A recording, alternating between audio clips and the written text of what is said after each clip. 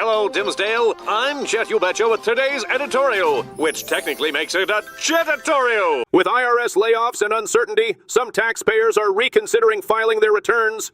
The agency has received 5% fewer individual returns compared to last year. Experts warn that skipping filing can lead to costly penalties. The failure to file penalty is 5% of unpaid taxes per month, up to 25%, far exceeding the 0.5% monthly failure to pay penalty. Some non-filers, known as tax protesters, argue that federal taxes are unconstitutional, but such claims often result in legal action and fines. Filing an incomplete return can also lead to a $5,000 penalty for a frivolous tax return.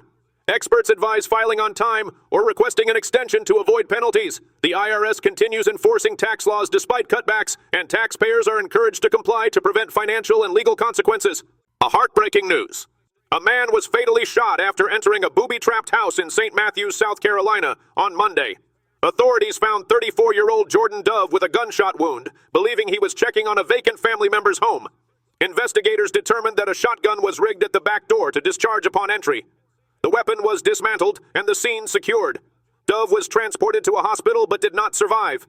Sheriff Thomas Summers stated the trap seemed aimed at law enforcement. Charges are expected against the homeowner, Alfonso Brown, who is currently in prison.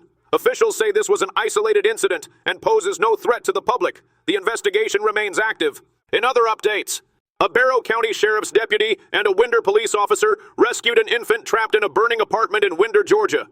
Authorities responded around 1:13 p.m. Tuesday after learning the child was unreachable. Despite heavy smoke, Deputy Giancarlos Arango and the officer crawled inside, following the baby's cries. Body camera footage captured Arango struggling to breathe while carrying the infant to safety. 2 other small children were also rescued.